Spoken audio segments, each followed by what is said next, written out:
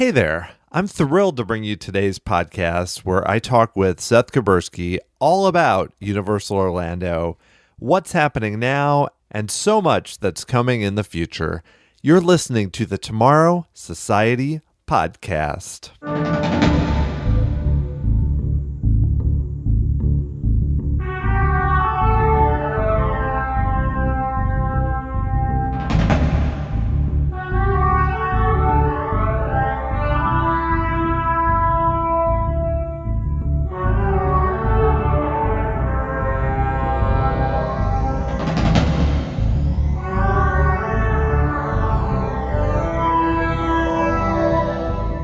Welcome to episode 47 of the Tomorrow Society Podcast. It's Dan. I'm always here just for you, talking to cool guests about what's happening in the theme park world. And it's easy as a fan of Walt Disney World, like myself, to zone in on just what's happening there, especially with Galaxy's Edge coming next year and then the 50th anniversary and so many attractions surrounding that celebration in a few years. However, right down the road, there's a lot happening at the other place that some Disney fans don't want to mention, which is Universal Orlando Resort, of course. I don't want to forget about what they're doing, particularly when you have things like the Forbidden Forest coaster that looks really cool that is going to go into Islands of Adventure likely next year. The possibility of a completely new theme park with things like Nintendo, Jurassic Park, maybe Lord of the Rings. Who knows? They haven't made any official announcements yet, but it sounds like that's going to be amazing. You have what's likely going to be a Bourne stunt show going in for Terminator 3D, and not even just having to look ahead. Things have happened recently. We had the Fast and the Furious attraction opening a few months ago, and as I discussed on the podcast, Universal's Cinematic Celebration nighttime show, which is moving really quickly towards opening. I mean, we talk about it here on this conversation, but it's moved even since then, where now it's in test rehearsals and likely will be opening very soon, possibly by the time you hear this podcast. To summarize, it's just going to be a real battle continually between these two giants in the Orlando area. Yes, Disney has the larger attendance and greater space, but things can change over the years. And what's interesting for Universal now, though, is if they go along and they are building more hotels, could they run into some of the challenges Disney's faced in terms of how do you move all these people around and make sure that things function smoothly when you have parks that aren't right next to each other? So there's a lot of moving parts to this. And that's why I wanted to bring in Seth Kubersky, who, of course, has written books about the subject. He is in Orlando, blogs regularly, and his expertise on what's happening is really helpful for me as somebody who isn't able to visit the parks as frequently. And it's not all about Universal, though. Near the end, Seth does talk about how he recently visited Toy Story Land at Disney's Hollywood Studios. So even if you're not as big into Universal, you should definitely give it a listen because it's fun to hear a firsthand account of someone who was on the ground and saw how things were going with those new attractions. So let's get to it. Let's go talk to Seth Kubersky.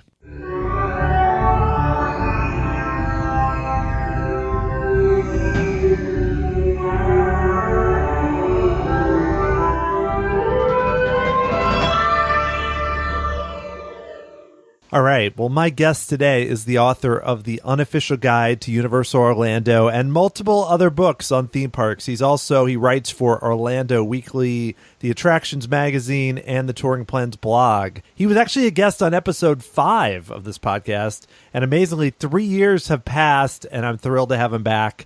It is Seth Kubersky. Seth, thank you so much for coming back to the podcast. It has been far too long. Thanks for having me back on.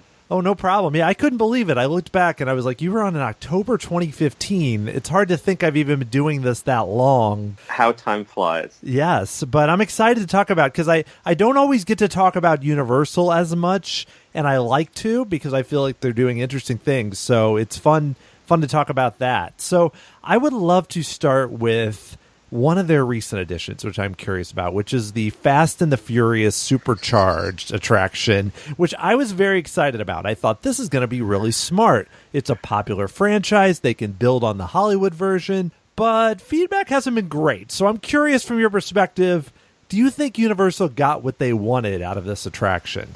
Got what they wanted. Well, if you want to cut to that bottom line, I don't think that it is moving the turnstile numbers the way they had hoped. Wait times for the ride. Now, it's fairly high capacity when it's running correctly, but wait times have been really low, even considering the virtual line system it uses. If you compare it to Kong or Fallon, it just doesn't seem to be drawing crowds, especially not repeat riders, the way I think they had intended. Advertising for it is pretty much gone from the marketplace, and I think they are holding on until the new Lagoon show can open to do a big marketing push. Yeah, it's interesting because I feel like early when it was coming out, I thought this is going to be huge for them. This is up there. It's going to draw big, and it's like now I barely remember that it's there, and I don't know what's happened. You mentioned the queuing system, and I know that's a big thing too with Jimmy Fallon, which came out last year. Is that working very well? Do you think we're going to see that a lot more with their upcoming attractions? I do think you're going to see a lot more. I don't think it's working particularly well at Fast and Furious right now, which is not a fundamental flaw of Virtual Line. It's a flaw of the way they built the queue. The problem at Fast and Furious is that the merge point for Virtual Line is still 15 to 20 minutes before you reach the first pre-show if you are if the standby line is full. So that's a long time, 20 minutes before you even reach the first pre-show. And then once you add in the pre-shows and then the waiting to get on the attraction itself, Virtual Line doesn't really seem to save you a lot of time. They had built the entrance for it so that it entered directly into the pre-show. They would have been just fine. Jimmy Fallon had a lot of growing pains, but the last few times I've been through, it's worked great. I've been able to spend about 15 minutes in the pre-show area watching the Ragtime Gals, which is better than the ride itself, and then was able to board pretty painlessly. So the technology has potential, and I think you are absolutely going to see more and more of it in the future, but there are definitely still bugs to work out. Sure, yeah, and I'm not that familiar with how it works. I mean, obviously you show up, I believe, and then they give you a time to come back later. But having experienced it, I know you go to the parks pretty frequently, being in Orlando. I mean, what kind of time frames are you seeing when you come up and then like they give you a time, or is it all on like your phone, or how does it work? Because I'm not that familiar. Oh, okay. So it's very similar to the Fast Pass Plus system at Disney World, with the exception of you can only get your time once you're in the park for the day. It's not booked in advance. And once you get in, you can either go up to a kiosk that's outside the attraction entrance, or you can use the official app on your phone. And it usually gives you a choice of a couple times. Depending on how busy it is, I've gotten times that were immediate. I've gotten times that were an hour in the future. I've gotten times that were 3 hours in the future. And then once you return during that virtual time window, you go through the same entrance that people who have Universal Express that they've purchased or gotten through their hotel package. So you're going in, skipping, if you've got say an hour queue in standby, which I have not yet seen an hour queue in standby this summer season for that. But if you had an hour queue in standby, you would be skipping about 40 minutes of that. But you still got 20 minutes of wait in the garage before you get into the first pre-show, and then you have to go to a second pre-show, and then you have to wait again in the loading dock before you actually ride. Yeah, I think they may have expected that it would be a lot more popular, it sounds like. So they were planning that the lines would be over an hour, and then, it won't be so bad to wait 15 minutes, and they may have overestimated the interest, I think. Absolutely. And it's just a poor layout. They could have easily rerouted things to put the merge point at a later place, but they chose not to. So, so Virtual Line in this case, I've been telling people that unless the standby is more than half an hour, not even to bother with the Virtual Line. So you mentioned the nighttime show that's coming up. And it's interesting because we're right now, we're recording this on July 3rd. And the show has not come yet. So it's one of those things where I know I've read articles and it says this summer and this summer. When do we expect to see that? I mean, and tell me a little bit about it, because, Universal's history with nighttime shows seems like it's kind of been hit or miss, or at least maybe my memory isn't serving me right.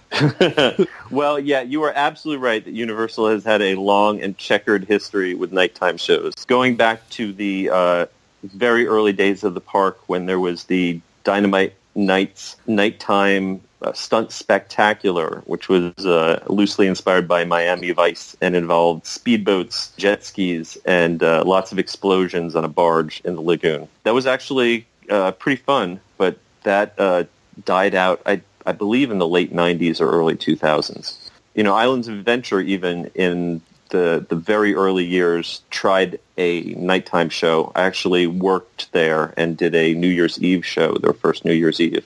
That never caught on either for reasons I don't completely understand. And then more recently, Universal's had various lagoon shows that involve projecting movies on different objects. First, they tried big balls, which were not really conducive to seeing things. And then more recently, they had Cinematic Spectacular with water screens, which were a step up.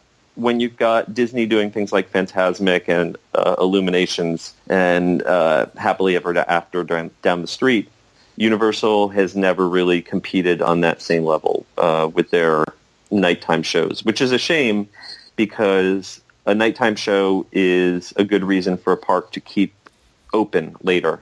And I love the Universal parks when they stay open at night as opposed to closing at 5 or 6 o'clock. Yeah, and that's the question. Pre-Potter, I think, at least when I went there in the few years before, it was dead, by late afternoon. So, now they seem to have, at least with all these new attractions in Diagon Alley and Transformers and everything, they have more likelihood people are going to stay all day. But this new show, from what you're hearing, does it sound like it's going to be like a next step, or it's going to be able to compete with some of those shows that you mentioned at Disney?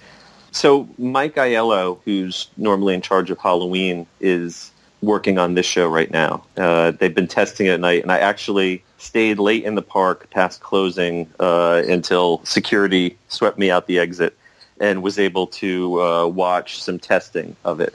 The closest thing I can compare it to is if you've seen World of Color out in California. Imagine that technology, a much smaller footprint. The lagoon in California Adventure is much larger. The viewing area is much larger. But, if you chopped out a section of World of Color but had those same kind of fountains and mist screens and colored lights, and then you add in, there will be pyrotechnics. Universal never seems to do pyros on the same scale as Disney, mostly because there are neighbors living directly across the street. But they're going to make up for it with projection mapping across the buildings in the New York area and the San Francisco area.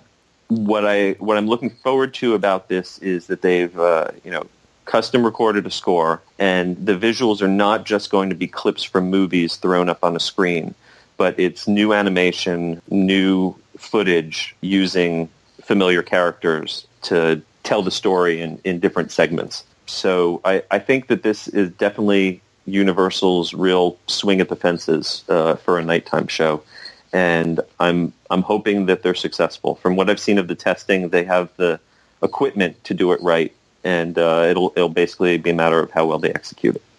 Well, that's interesting. That's good to hear, because even World of Color, which is very impressive, but parts of it, it's just, or Fantasmic especially, they'll have these clips of just movies, and I'm like, okay, that's great. I like Disney movies. Sure, it's cool. But I would like to see something more than that, because given, like you said, what they can do with projection mapping, like we've seen with, some of the new Disney shows, even like the Star Wars show, or they're able to do more. And it sounds like, I hope it's good. I'm more optimistic after hearing that. Yeah. If nothing else, it's going to be really pretty. Personally, my favorite part of World of Color is after the show at the end, where they just run rainbow colors on the fountains with the exit music. And so I watched them doing some of that kind of testing of the fountain's capabilities, and it's gonna be pretty. If nothing else, it's gonna be really fun to watch. And you can't go wrong with pretty because, for me, it's like you get a nighttime show like Rivers of Light at the Animal Kingdom. It's pretty. I'm like, I'm good. That's what I need. I don't need, I'm okay with that.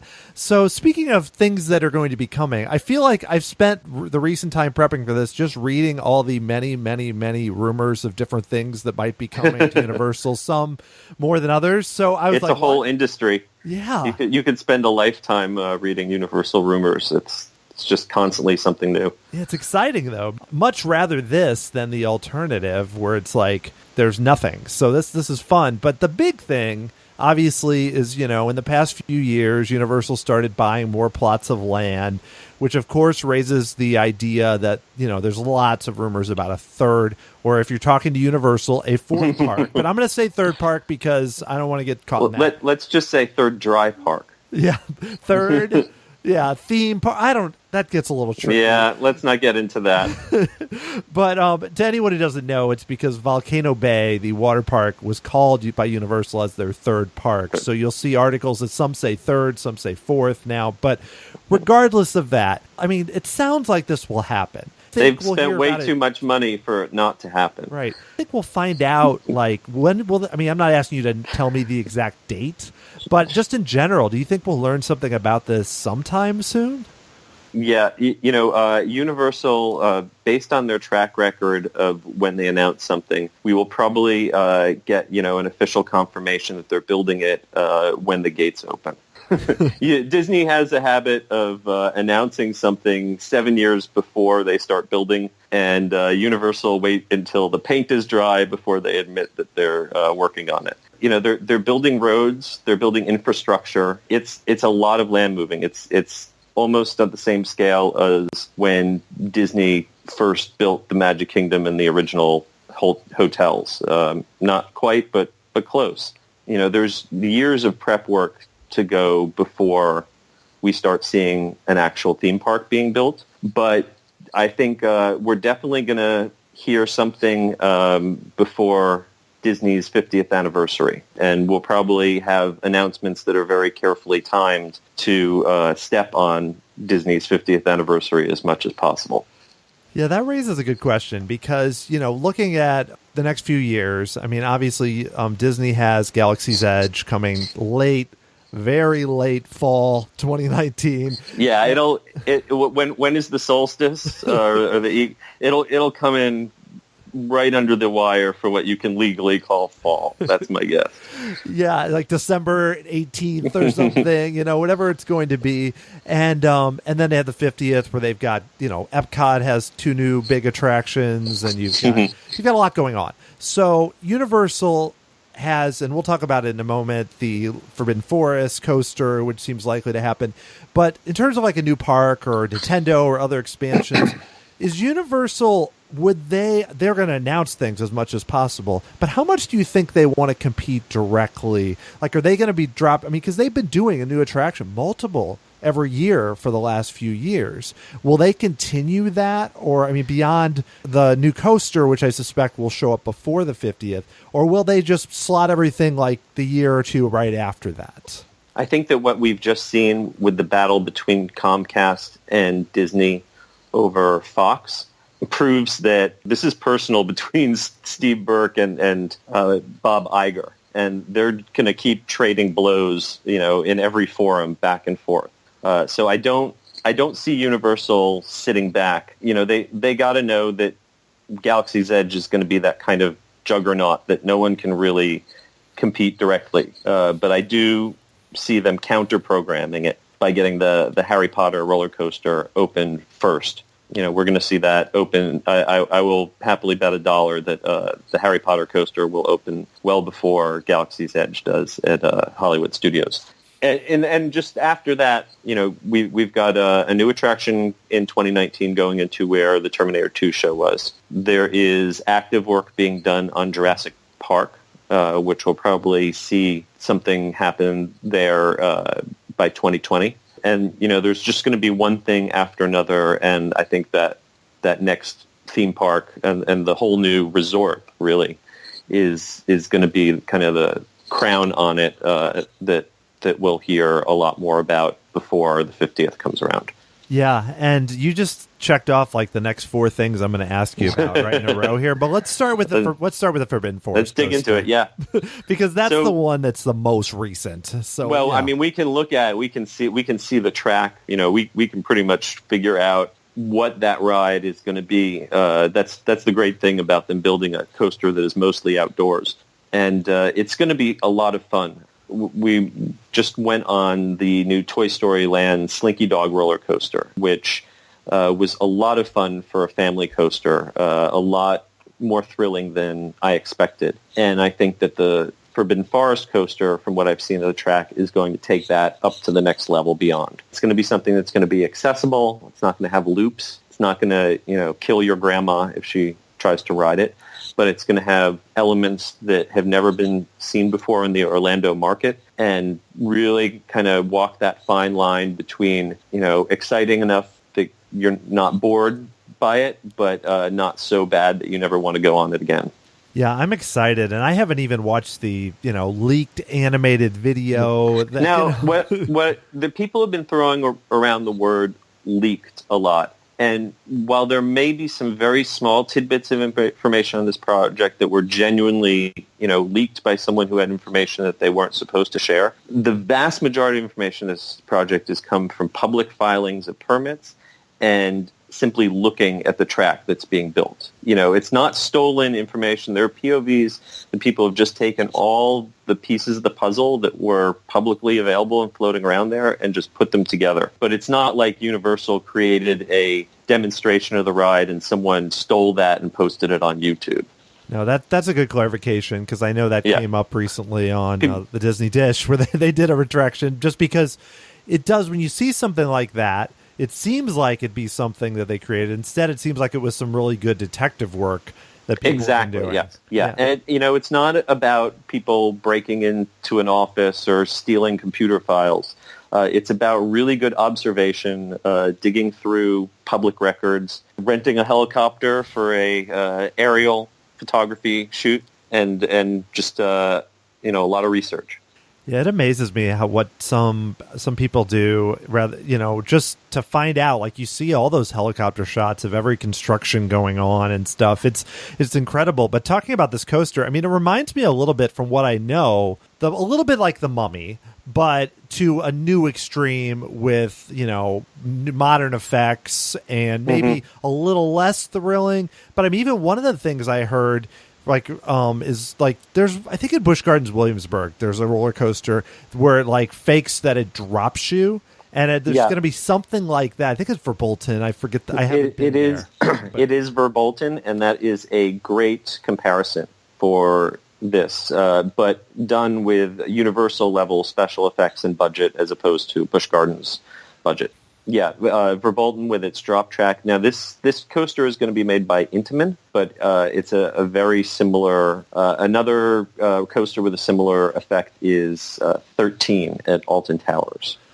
Right, and that's exciting to me, because I get the impression, I think, too, I'm also really excited because, we talked earlier about Fast and the Furious, and then we had Jimmy Fallon and Kong, which I know has physical sets, but all 3 of those have significant amounts of screens, which are not always bad. They can be good.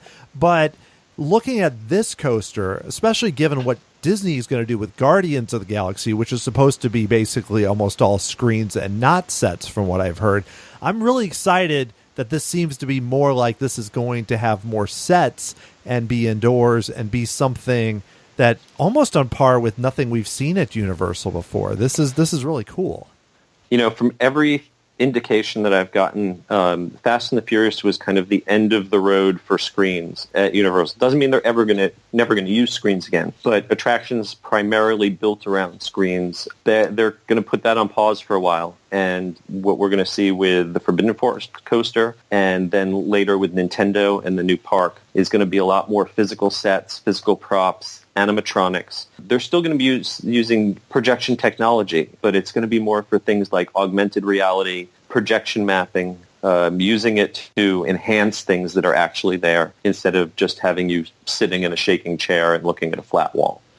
That's really exciting, and that's kind of what I've heard. But it's really interesting given how kind of where Disney was and Universal was, and now I mean, not that it's this simple because Disney's Star Wars Battle attraction is supposed to have a lot of animatronics, but things like Flight of Passage and other things that Disney is doing, and then you have Universal coming in and saying we're going to go this way and pivot this way, which me as an old school Disney fan is like, yes.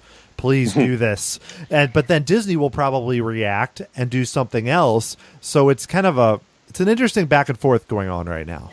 There's a very easy and kind of lazy stereotype that Disney is all practical effects and Universal is all screens. And the truth is that it's a pendulum that swings back and forth. If nothing else, Epcot was the original all screens park.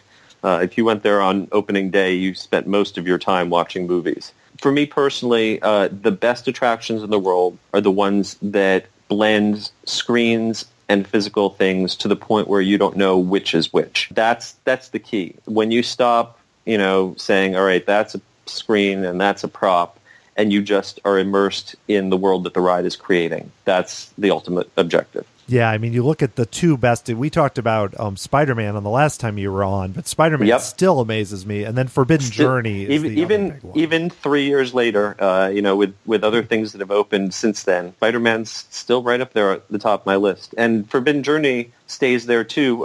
They upgraded their screens to 4K HDR, which definitely helped. One of the knocks that I always had against Forbidden Journey was that the visuals were kind of blurry, prone to give people motion sickness, and this was a definite improvement. Yeah, it's that blending of the projected and the physical, and you're going to see Disney doing that in a new way with the Mickey and Minnie's Runaway Railway, which is going into where the Great Movie Ride was. But instead of 3D glasses, we're going to have projection mapping.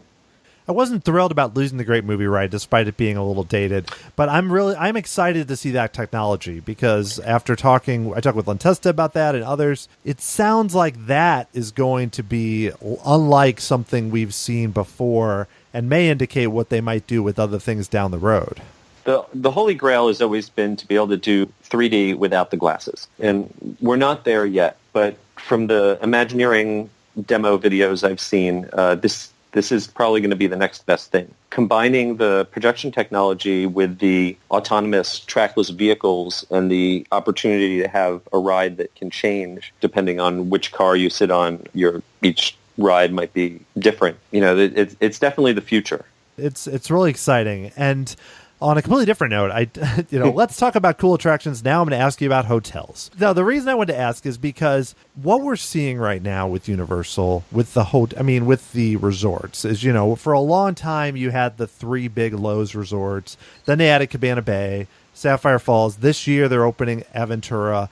And then they're opening, which is a terrible name, but they're opening the Endless Summer Resort, which is going to be really cheap. And I don't mean cheap like bad, but they're quoting that they're going to have suites for like $110 and rooms for 70 something. And I look at that and I'm like, especially given where like things at Disney like Pop Century and those are starting to end up 150 and higher. That intrigues me because I feel like they're not only going to compete with attractions, they seem like they're already trying to compete with hotels, kind of like and expanding like Disney did in the 90s, where it's an interesting switch. I'm just curious from your perspective how much they can really accomplish here and kind of pulling people away, not only for days in the parks, but actually where they stay. You are absolutely right.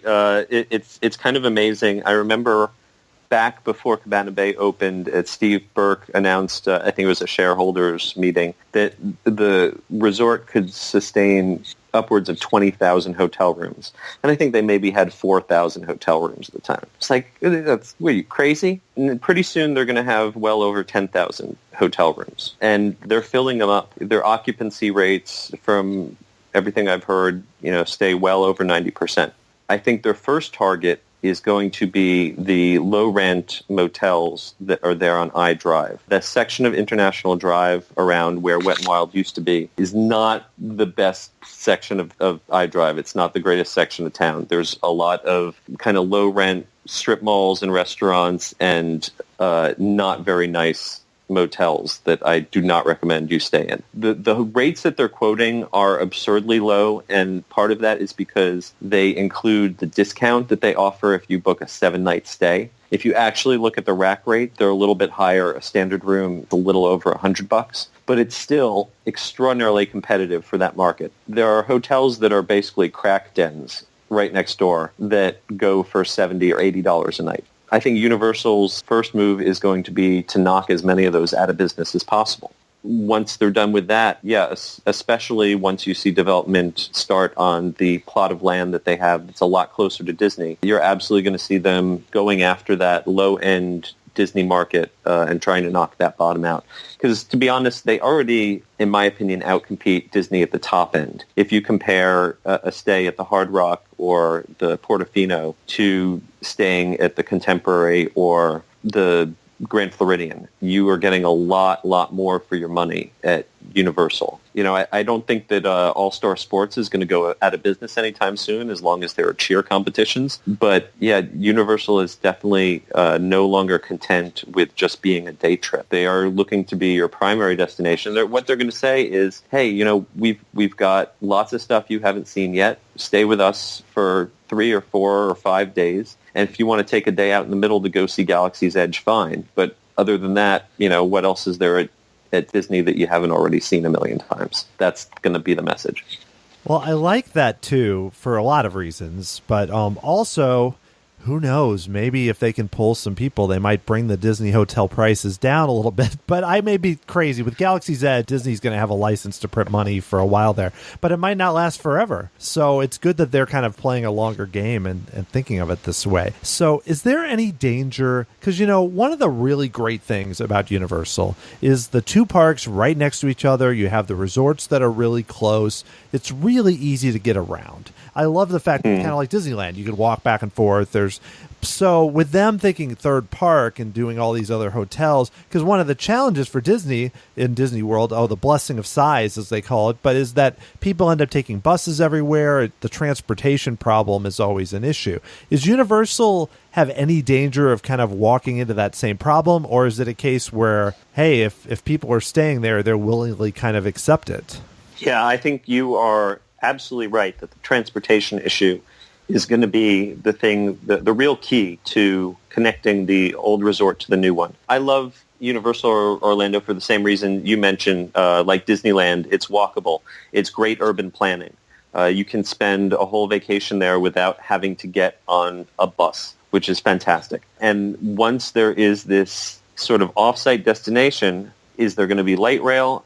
I don't see a monorail running up iDrive. Knowing the transportation situation and how many different governmental fingers are in that pie, I think Universal is probably going to be stuck with a fleet of buses, which is why they are right now extending Kirkman Road and other access from Universal Boulevard in order to get that traffic off of iDrive. But it's still, the new resort is going to have not just a theme park, but enough, maybe a City Walk 2.0 or some other minor attractions to go along with the hotels and the theme park in order to create enough of a destination that you can spend a day there without feeling like you've got to run back and forth the original resort. And that's a good point, because with the new park, if it's so cool, like let's say the new park has Potter or Jurassic World or Lord of the Rings or something, people may stay at a hotel near that park. And then, you know, like you said, if they add in kind of a mini city walk, people might just go there, or they go there and then on one day they take a shuttle and do the other 2 parks in one day or something, which doesn't seem as big of a burden as every day you got to drive 20 minutes on a bus. It's still like a simple trip. So they probably have some ways to do it, but it definitely it's not as simple as you might have seen in the past. Yeah, it's absolutely going to complicate the Universal Orlando experience right now is really wonderful for simplicity if you are staying on site. And this is absolutely going to add another layer to it. But sure, by the time that the next gate opens, they will be prepared. I'm sure there's some good minds thinking about it. Now, you mentioned Disneyland, obviously, and I know you're working on the unofficial guide to Disneyland right now. So I have to ask you about Disneyland and where it's heading, especially with Galaxy's Edge opening next summer. Because I look at that park and I almost want to go before that. Not because I don't want to see Galaxy's Edge, but because I don't know how you could even, the crowds are going to be. I mean, they had huge lines years ago, like when they added Johnny Depp to Pirates, or like Radiator Springs Racers that were insane. So as you're preparing for this book, how do you even like gauge what that is going to be like next year? Yeah, I was out there for a research trip not too long ago because, right now I'm proofreading the book. I use the Max Pass system, which is just wonderful. I would say that if Fast Pass Plus is Walmart, then Max Pass is Target. And I just kept thinking to myself, this is the last time I'm going to be able to enjoy this park with being able to walk around and not being crushed by people and being able to get on all the rides I want to without spending hours and hours in line. I'm kind of terrified. I don't know how Disneyland is going to physically handle the number of people. I know how they're going to financially handle it, which is probably by pricing a lot of annual pass holders out of the market. I would be very surprised not to see steep increases in annual pass prices as well as regular ticket prices, if not a complete overhaul of how annual passes work. Because the day guests are one thing, but it's the locals who are going to turn Galaxy's Edge into just an unimaginable sea of people. Yeah, I mean, I can't imagine how it's, because I think of it now and I'm like, it's crowded now. It's a small park, but it's not even about like, would you be willing to wait 5 hours? It's like they're going to shut down the park and they're going to have to shut down the Esplanade every morning. And people are going to be mad, and it's just going to be, I mean, DCA might not be so bad if you can get in right away, but then everyone's going to go there and just hope to get back in. It just seems like no matter what they do, that park's logistically, it still was a park put together in 1955. Yeah, and it's surrounded by neighborhoods, and they're building a huge expansion to the Mickey and Friends parking garage. Bless their hearts, I hope that helps. I still think, you're going to see for a long time to come parking lot full signs, employees being sent out to remote lots and shipped in from the baseball stadium. You're going to see security lines that go all the way from the Esplanade out to Harbor Boulevard. I'm not sure what the solution for that is other than to raise the prices so high that only people really willing to pay for it will show up. Yeah, and that's a tricky part because like they did do some annual pass increases, I know, in the fairly recent past, and thinking that it would cut back, but people have the monthly payment plan, so it just kind of didn't do anything. But you almost think it would have to be something like they just start doubling the prices or only having a tier that can even go, or just insane stuff. They did for the very first time, they added blackout dates specifically for Disneyland for the lower tiers of passes. Right around the time when we suspect that Galaxy's Edge should open, got days where the Deluxe and the SoCal pass holders are only allowed to go to DCA. So we'll see if those blackout dates expand as their opening date gets closer. It's going to be fascinating. I will be watching it from afar, I think. I'm excited to see it, but I also know that unless I somehow get invited on a press event, it's never going to be that beautiful, relaxing experience that the Imagineers intended. It's going to be like Black Friday at Best Buy. Every day, basically. So I don't want to end on that note. So no, let's talk about something more cheerful. Yeah, I know that you recently went, you just mentioned it earlier, went to Toy Story Land, which opened on Saturday. And actually, from what, I mean, the first day I heard was crazy, but I'm looking at line numbers, like wait times, they're not that bad. So I'm actually surprised by that. But tell me about the experience. What was it like? Yeah, so I went on the second day of operation. I went in the afternoon. I was able to get a fast pass for Toy Story Mania, which I've been on a million times before, but I figured I wanted to see the new queue without waiting through it. Couldn't get fast passes, obviously, for the two new rides. But I went in the afternoon and was shocked that I was able to park with no delays, security with no delay, turnstile, walked right into the land. Now, I remember when Diagon Alley opened and when Hogsmeade opened before that, Harry Potter, how weeks, even months after it first opened, that there'd be delays and crowds everywhere just trying to get in. And some of that to for Pandora, at least for its first season. So for the second day of operation to just stroll into Toy Story Land with no problem was a little eerie. I walked around a bit. I hopped into line for Alien Swirling Saucers and waited only about 30 minutes for that. Slinky Dog, I waited just a hair over an hour for that. I had a really great sandwich at the lunchbox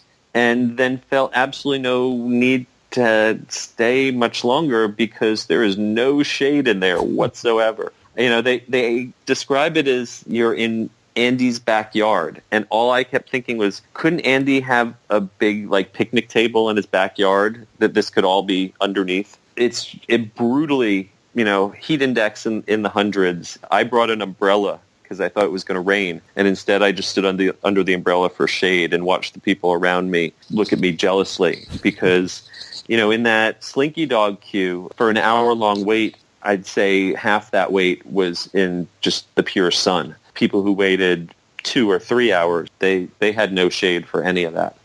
I do not get that. I did a little short podcast about it, and I talked for a little while about how because I go to my local Six Flags, and what bugs me is standing in the queues with no covering and thinking, put 2 trees up, just do something.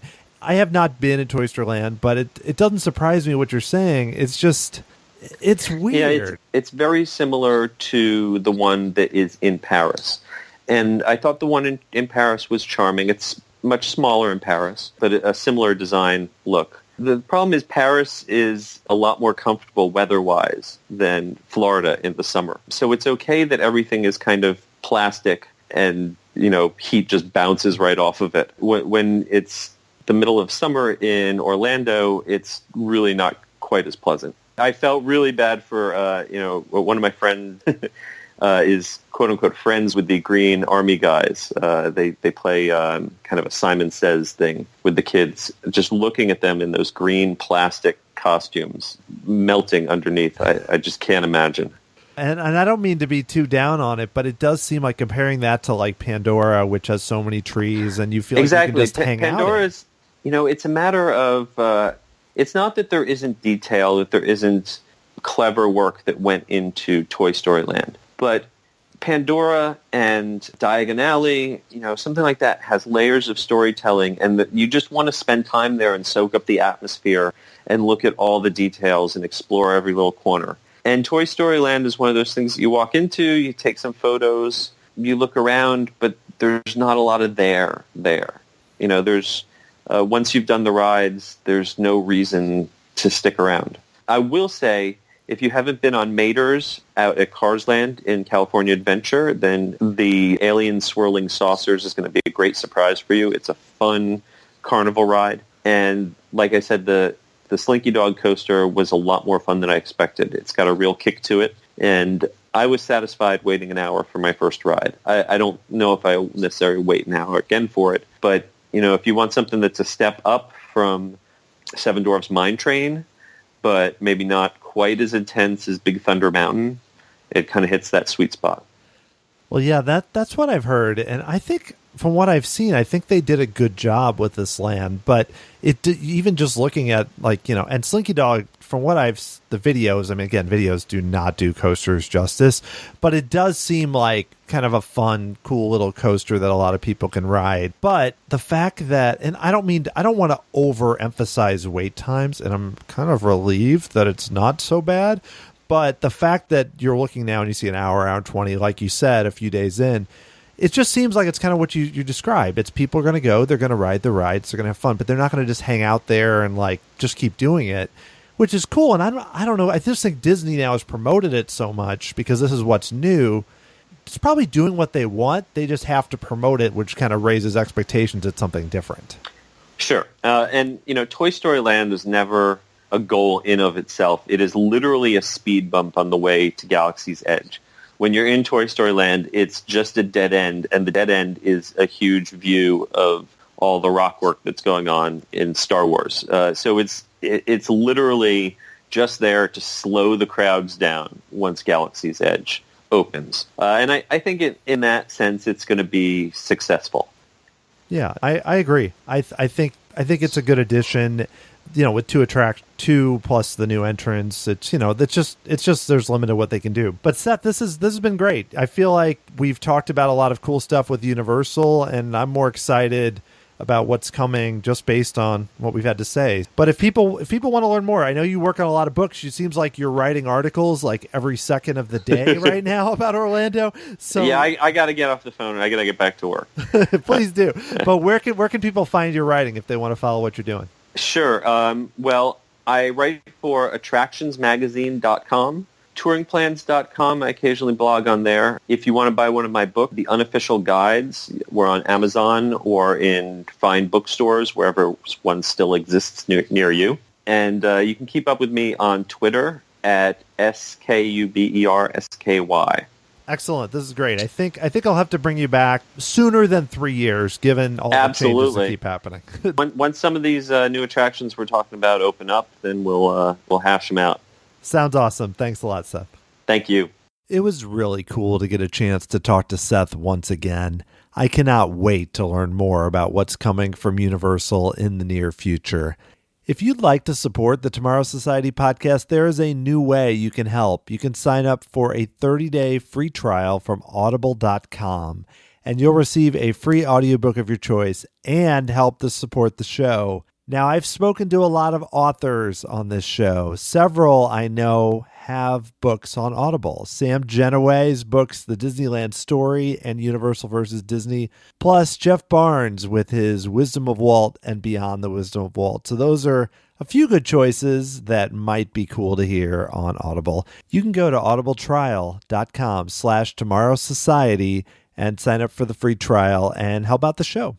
I also love just hearing from listeners, and you can reach out to me by email, dan@tomorrowsociety.com, or on Twitter at TomorrowSOC, or Facebook and Instagram, which are both at Tomorrow Society. The Tomorrow Society podcast is hosted, produced, and edited by Dan Heaton. The awesome theme music you're hearing right now was written by Adam Hookey and performed by the Sophisticated Babies. Check out Adam's amazing CD of pop and rock music at adamhucke.com. In 2 weeks, I will be talking with Ricky Briganti, founder of Inside the Magic. We'll talk about starting his podcast way back in 2005 and how Inside the Magic has changed over the years. We'll also talk about Ricky's current work at Pseudonym Productions in immersive entertainment. This is the perfect time to subscribe on Apple Podcasts so you don't miss any episodes. We're doing it bi-weekly right now, so the episodes are just going to keep coming quickly. Thanks so much for listening to this episode, and I will talk to you again very soon.